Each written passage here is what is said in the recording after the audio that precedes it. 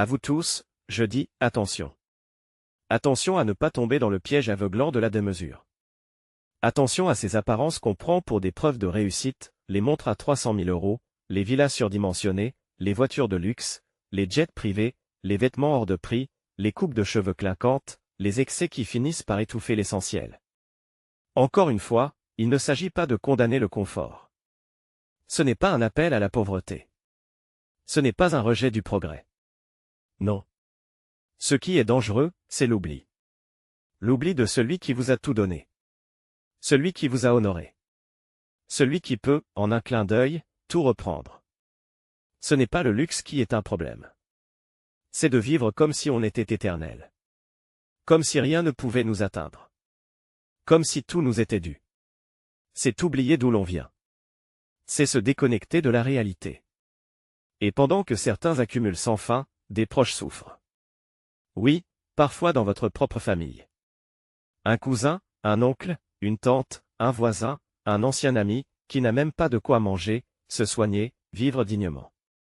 Et pendant ce temps, on fait tourner des stories à bord de jets privés, on offre des montres à 100 000 €, on achète une 7e voiture pour se faire plaisir. Le prophète, paix et bénédiction sur lui, nous a appris que la charité commence par les plus proches. Ton père. Ta mère. Ta sœur. Ton frère. Ensuite ton frère en islam. Ensuite ton frère en humanité. C'est ça, l'ordre. Et c'est ça, l'équilibre. Vous avez une chance énorme.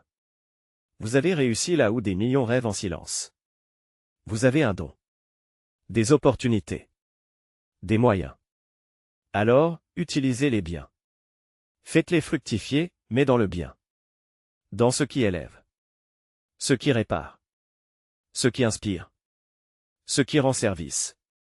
Le plus beau cadeau que tu puisses offrir à tes parents, ce n'est pas une villa. Ce n'est pas une montre de luxe. C'est leur fierté. C'est leur paix. C'est leur tranquillité de te voir droit, équilibré, généreux, pieux, simple, solide. C'est une invocation de leur part. Un regard reconnaissant. Un sourire sincère. Le plus grand impact que tu puisses avoir sur ta communauté, ce n'est pas d'afficher ta foi dans une interview. C'est de la vivre. Discrètement. Profondément. Authentiquement. C'est de redonner de la dignité à ceux qui n'en ont plus. C'est de construire. De partager. De transmettre. Et quand viendra le jour où les projecteurs s'éteindront, quand le corps ne tiendra plus, quand la carrière sera finie, que restera-t-il? Pas les trophées. Pas les millions.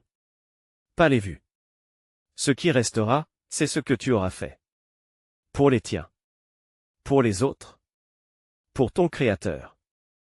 Alors sois un modèle, pas pour briller, mais pour éclairer. Sois un repère, pas pour dominer, mais pour guider. Sois riche, oui, mais d'un cœur rempli. D'une foi solide. D'une conscience éveillée. Car c'est cette richesse-là qui t'accompagnera, jusqu'au bout. Et que Dieu vous facilite, vous protège, vous guide. Qu'il fasse de vous des exemples de justesse, de mesure, de générosité, de grandeur. Non pas aux yeux du monde, mais à ses yeux à lui. Puisse ce message semer une graine dans les cœurs. Et que chacun d'entre nous n'oublie jamais, ce que tu possèdes ne te définit pas. Ce que tu donnes, si. Porte-toi bien. Prends soin des tiens. Et marche avec humilité. Car tout ce que tu as, est un dépôt. Et un jour, il faudra le rendre.